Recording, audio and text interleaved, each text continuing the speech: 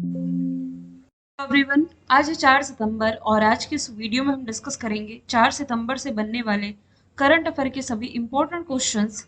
कल की क्लास में हमने देखा था कि एशिया का जो सबसे पुराना फुटबॉल टूर्नामेंट है डूरंड कप, जो कि जीता है नॉर्थ ईस्ट यूनाइटेड ने मोहन बागान को हरा करके। राष्ट्रीय पोषण सप्ताह 1 से 7 सितंबर तक मनाया जा रहा है। भारतीय वायुसेना के उप प्रमुख बने हैं तेजिंदर सिंह। चर्चा में रहा प्रोजेक्ट नमन लॉन्च किया इंडियन आर्मी ने। पांचवा ग्लोबल फिनटेक फेस्ट 2024 का आयोजन मुंबई में किया गया। अभी हाल ही में पैरालंपिक में रुबीना फ्रांसिस ने 10 मीटर एयर पिस्टल स्पर्धा में जीता है ब्रॉन्ज मेडल। सेनन गैब्रियल ने इंटरनेशनल क्रिकेट से संन्यास लिया, इनका संबंध है वेस्ट इंडीज से। रिसेंटली रिसेट कार्यक्रम, जो कि खेल मंत्रालय के द्वारा शुरू किया गया है। खबरों में दिखाई देने वाला जो सबीना शोल है, ये दक्षिण चीन सागर में स्थित है। कल लोकेशन के थ्रू मैंने आप लोगों को एक्सप्लेन भी किया था। पेरिस पैरालंपिक में जो एथलीट निशाद कुमार है, इन्होंने ऊंची कूद में लॉन्ग जंपिंग में सिल्वर मेडल जीता है। और सर्वोच्च न्यायालय का अभी हाल ही में 75वां स्थापना दिवस मनाया गया, जिसके मौके पर प्रेसिडेंट द्रौपदी मुर्मू जी के द्वारा नए ध्वज और प्रतीक चिन्ह का अनावरण किया गया है। ये सभी क्वेश्चंस हमने कल पढ़े थे। चलिए शुरू करते हैं आज का हमारा पहला सवाल। सवाल है, हाल ही में खबरों में रही ह्रीम 2 बैलिस्टिक मिसाइल किस देश के द्वारा विकसित की गई है? तो ये भी हाल ही में विकसित की गई है यूक्रेन के द्वारा। ऑप्शन नंबर सी इसका राइट आंसर हो जाएगा। तो अभी हाल ही में यूक्रेन ने अपने रक्षा उद्योग द्वारा विकसित अपनी पहली बैलिस्टिक मिसाइल, जिसका नाम रीम 2 है, इसका सफल परीक्षण कर लिया है। ये कम दूरी की बैलिस्टिक मिसाइल है, जिसे यूक्रेन की यूजनोई कंपनी के द्वारा बनाया गया है। इस मिसाइल के बनने में और सेना में शामिल होने से यूक्रेन को रशिया के ऊपर से सस्ते लेकिन घातक हमले करने का एक तरह का नया विकल्प मिल जाएगा। उसे पश्चिमी देशों से लंबी दूरी के हथियार मंगाने अब नहीं पड़ेंगे, क्योंकि इसने अब लंबी दूरी का ये जो बैलिस्टिक मिसाइल है, ये स्वयं ही विकसित कर दिया है। यदि मैं बात करूं यूक्रेन की, आप देख सकते हैं इसकी लोकेशन, कैपिटल इसकी हो जाएगी कीव, करेंसी हो जाएगी हर्विनिया। यहाँ के राष्ट्रपति हो जाएंगे व्लादिमीर जेलेंस्की। और व्लादिमीर जेलेंस्की को भी टाइम मैगजीन के द्वारा पर्सन ऑफ द ईयर 2022 चुना गया था। पर्सन ऑफ द ईयर 2023 ये तो फिर टेलर स्विफ्ट, जो कि अमेरिका की मशहूर सिंगर हैं, ये चुनी गई थी। इसी यूक्रेन और रशिया के बीच में जो कॉन्फ्लिक्ट था, हिंसा का माहौल था, इस बीच ऐसे भारतीय जो यूक्रेन में फंसे हुए हैं, उन्हें निकालने के लिए ऑपरेशन गंगा की शुरुआत की गई। बेसिक आप लोगों को मालूम है कि रशिया यूक्रेन के बीच कॉन्फ्लिक्ट था क्यों? क्योंकि रशिया से बॉर्डर शेयर करता हुआ आपको दिखाई दे रहा है यूक्रेन। यूक्रेन का ये वाला जो क्षेत्र है ना, ब्लैक सी के पास, यही है क्रीमिया। और इसी क्रीमिया का अधिग्रहण ये रशिया के द्वारा कर लिया गया था इलीगल तरीके से, जिसके बाद से दोनों देशों के बीच में ये माहौल है जो कि हिंसा का, ये शुरू हुआ। तो ये न्यूज़ अभी वैसे हम सुन रहे हैं कि रशिया और यूक्रेन कॉन्फ्लिक्ट चर्चे में है, लेकिन जब से क्रीमिया का अधिग्रहण रशिया के द्वारा किया गया है, तब से दोनों देशों के बीच की नहीं बनती। जैसे भारत पाकिस्तान दोनों पड़ोसी हैं, दोनों की नहीं बनती है, सेम वैसे ही आप कह सकते हैं रशिया यूक्रेन के बीच में ये माहौल है। और एक और हम देखते हैं इजराइल पैलेस्टाइन का। ठीक है। अब यूक्रेन में शांति के लिए जो शिखर सम्मेलन है, इसका आयोजन अभी हाल ही में स्विट्जरलैंड में किया गया था, ये आप याद रखेंगे। भारत से आप क्या रिलेट कर सकते हैं? हाल ही के दिनों में हमने पढ़ा है रूमी वन। अब ये रूमी वन क्या है? तो इंडिया का पहला रीयूजेबल हाइब्रिड रॉकेट है, जो कि अभी हाल ही में लॉन्च किया गया है। यदि आप रिलेट करें चाइना से, तो चाइना ने अभी हाल ही में जूके 2 नाम का मिथेन बेस रॉकेट लॉन्च किया, और ये दुनिया का पहला मिथेन बेस रॉकेट था, जो कि चाइना के द्वारा लॉन्च किया गया। पाकिस्तान ने अभी हाल ही में फतह 2 मिसाइल का सफल परीक्षण किया है। सवाल नंबर दूसरा है, हाल ही में भारतीय नौसेना ये किस देश के साथ वरुण अभ्यास के 22वें संस्करण में पार्टिसिपेट ले रही है, यानी कि भाग ले रही है? तो ये भी हाल ही में भारत और फ्रांस के बीच होने वाली जो एक्सरसाइज है, जिसका नाम है वरुण, इसका 22वां संस्करण जो कि फ्रांस में ही आयोजित किया जा रहा है। इंडियन नेवी इसमें पार्टिसिपेट करने जा रही है। भारतीय नौसेना का P-8I विमान ये इस एक्सरसाइज में पार्टिसिपेट कर रहा है। दोनों देशों के बीच में ये जो द्विपक्षीय नौसैन्य अभ्यास है, ये 2 से 4 सितंबर तक मेडिटेरियन सी, यानी कि भूमध्य सागर में आयोजित किया जा रहा है। फ्रांस यूरोप महाद्वीप का देश, आप देख सकते हैं इसकी कैपिटल पेरिस, पेरिस बसा हुआ है सीन नदी के किनारे। और करेंसी हो जाएगी euro. Emmanuel Macron president prime minister हो जाएंगे गैब्रियल अटेल, जो कि फ्रांस के सबसे युवा प्रधानमंत्री हो जाएंगे। यदि हम करंट से रिलेट करें तो पेरिस ओलंपिक जो समर ओलंपिक था, इसका 33वां एडिशन ये पेरिस में ही आयोजित किया गया, जिसमें कि टॉप पर जो कंट्री रही अमेरिका रहा, इसके बाद फिर चाइना और इसके बाद जापान का स्थान रहा। भारत को इसमें किस प्लेस पर रखा गया है? देखिए, इंडिया ने कुल 6 मेडल जीते हैं, जिसमें कि 1 सिल्वर 5 ब्रॉन्ज रहा था। ठीक है, तो इंडिया इसमें 71 प्लेस पर रहा है। ठीक है, अभी 2-3 दिन पहले पाकिस्तान का डिस्कशन आया था, तो मैंने बताया था कि पाकिस्तान को 63rd प्लेस पर रखा गया। नहीं, पाकिस्तान की रैंकिंग इसमें 62 है, ये आप लोगों को याद रखनी है। हालांकि मैंने मॉडिफाई किया था इसे और बाद में कमेंट बॉक्स में पिन भी कर दिया था। मैं आपको हमेशा कहती हूँ कि कभी कभार कोई मिस्टेक हो जाती है तो वो मैं कमेंट बॉक्स में पिन कर देती हूँ, आप लोग चेक कर लिया करें। अबॉर्शन को लीगल करने वाला ये पहला देश बना, यूपीआई अपनाने वाला पहला यूरोपीय देश, और इंटरनेशनल सोलर अलायंस का ये उपाध्यक्ष है। इंटरनेशनल सोलर अलायंस ये भारत की ऐसी पहली अंतरराष्ट्रीय संधि है जिसका हेडक्वार्टर भारत में ही है, गुड़गांव हरियाणा में, और इसका अध्यक्ष जो है ये भारत ही हो जाएगा। ऑप्शन से यदि आप रिलेट करें, क्योंकि क्वेश्चन एक्सरसाइज का है, तो युद्धाभ्यास, कोप इंडिया, वज्र प्रहार, टाइगर ट्रम्प, तरकश, ये सभी एक्सरसाइज भारत की होती है अमेरिका के साथ में। कुंकड़, अजय वॉरियर,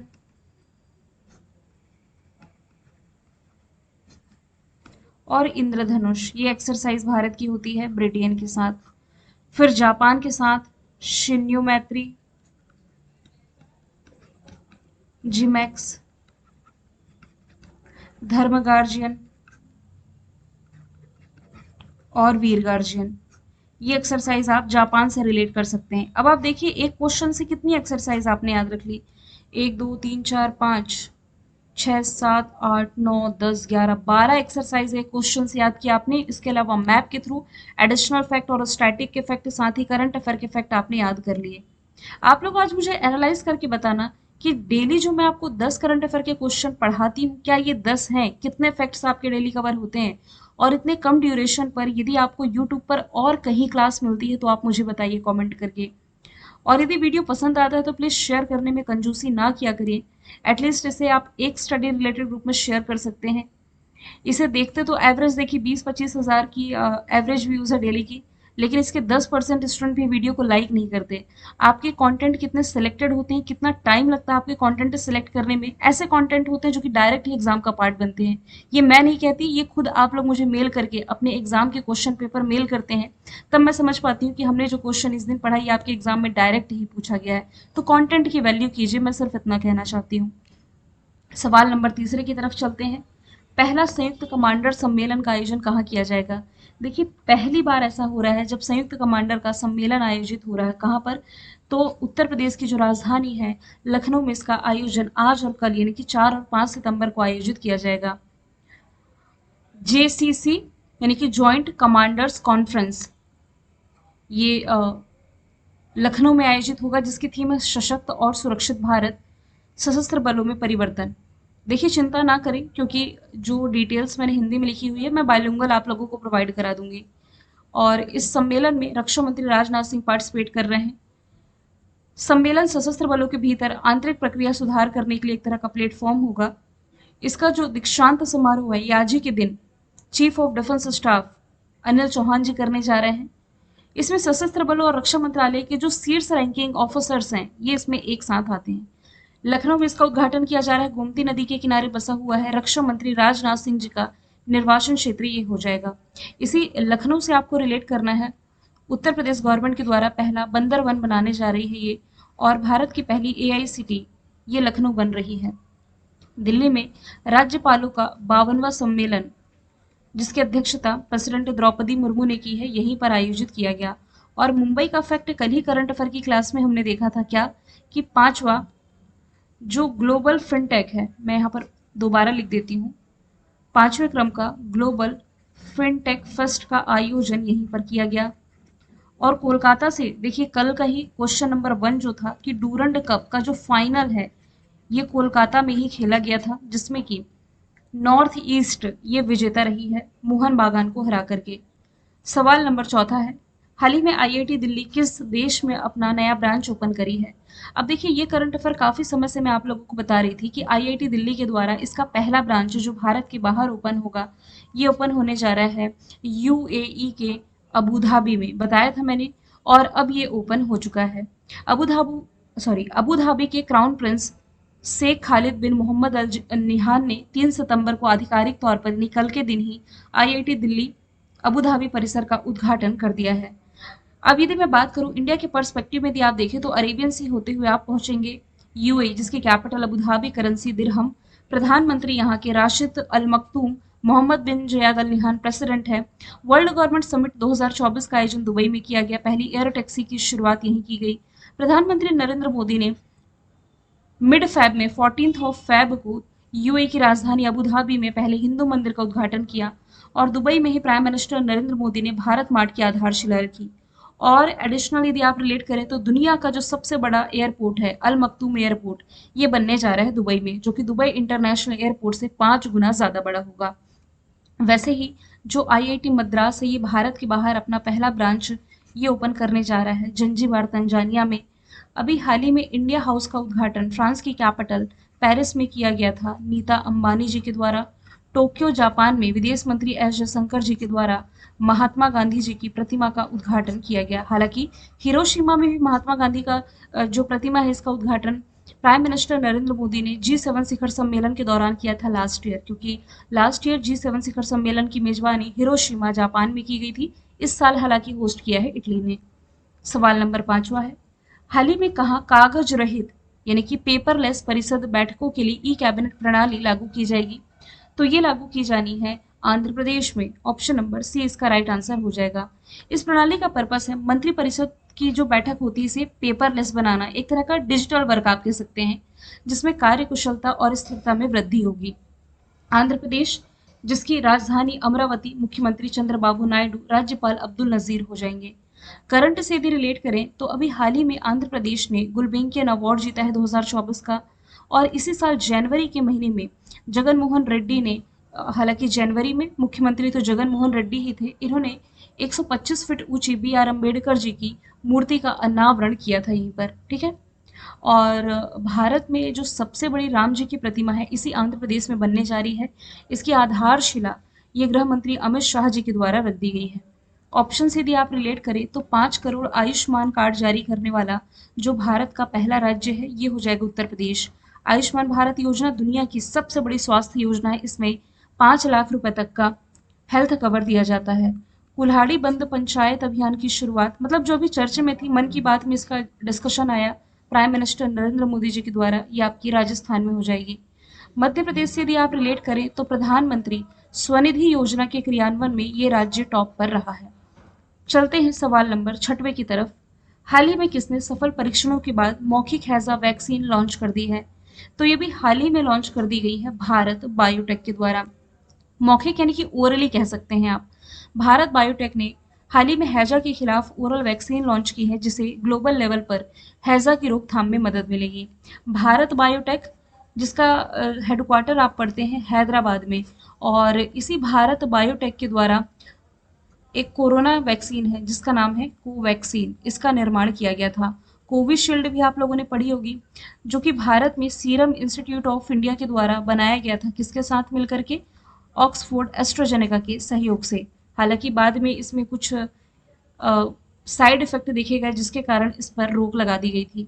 सवाल नंबर 7वें की तरफ चलते हैं। हाल ही में भारतीय नौसेना का जो जहाज है INS तबर, ये किस देश की नौसेना के जहाज अटालिया के साथ समुद्री साझेदारी अभ्यास कर रहा है, किया है?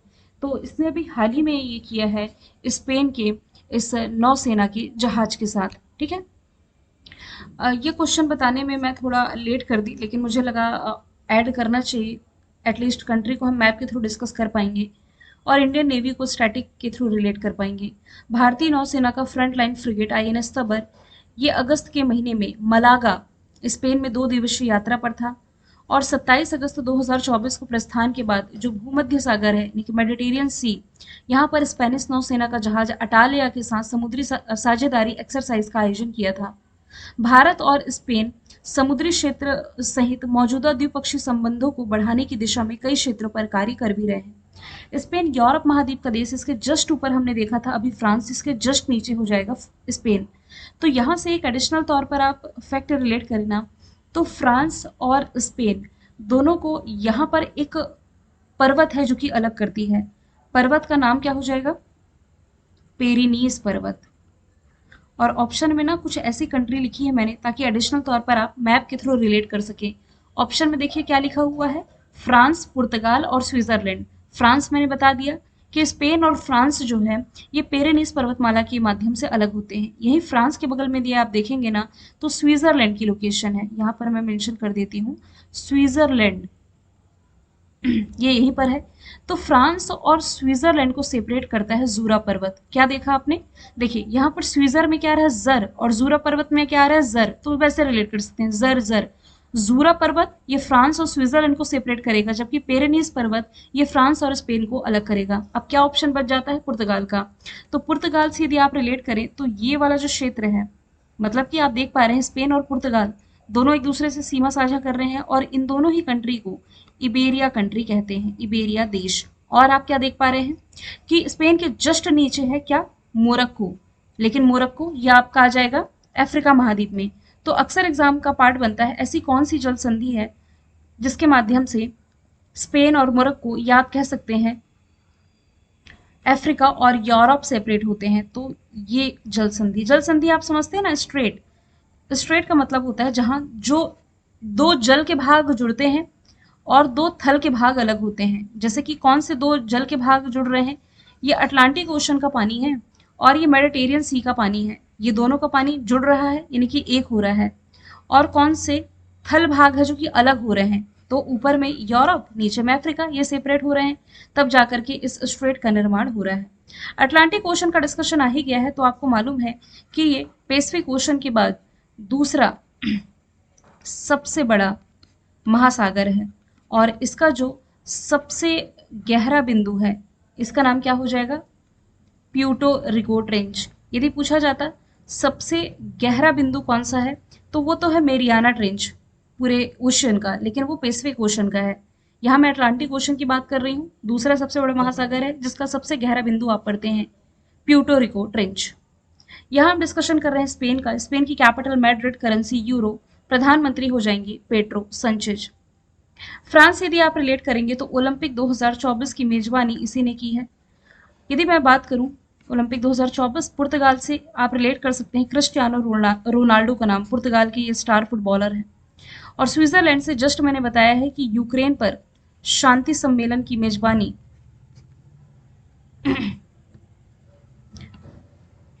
ये इसी स्विट्जरलैंड के द्वारा की गई थी। दुनिया की सबसे लंबी पैसेंजर ट्रेन है ना जो, ये इसी स्विट्जरलैंड में चलाई गई थी, याद रखें। चलते हैं नेक्स्ट क्वेश्चन की तरफ। हाल ही में वित्त मंत्रालय ने कितनी कंपनियों को नवरत्न का दर्जा दिया है? तो ये कुल 4 ऐसी कंपनीज हैं जिन्हें नवरत्न का दर्जा मिल चुका है। ये 4 कंपनी है कौन कौन सी? SJVN है, सौर ऊर्जा निगम है, NHPC है, और RailTel corporation of India है। एक होता है महारत्न, एक होता है नवरत्न, एक होता है मिनी रत्न। जिन 4 कंपनीज को नवरत्न का दर्जा मिला है ये तो हमने देख लिया है।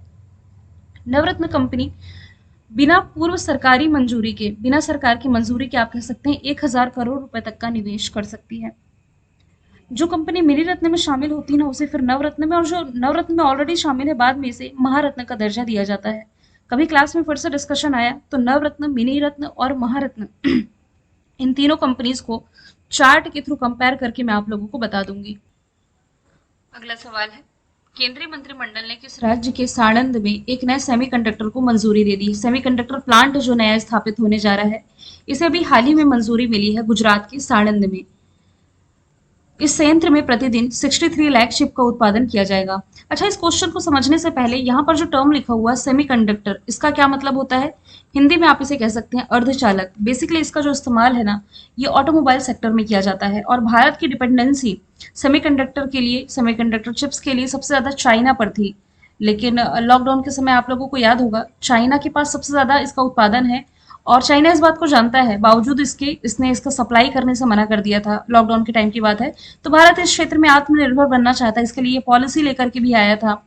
तो भारत की डिपेंडेंसी अन्य कंट्रीज पर ना हो इस चिप के उत्पादन के लिए, इसके लिए भारत प्लांट स्थापित कर रहा है। और साणंद में जो प्लांट स्थापित होगा इसके लिए 3,307 करोड़ का इन्वेस्टमेंट किया जाएगा। भारत में कुछ अन्य सेमीकंडक्टर प्रस्ताव जो मंजूर किए गए हैं, तो देखिए जून 2023 में साणंद में सेमीकंडक्टर यूनिट स्थापित करने के लिए मंजूरी मिली थी अमेरिका की माइक्रॉन कंपनी को।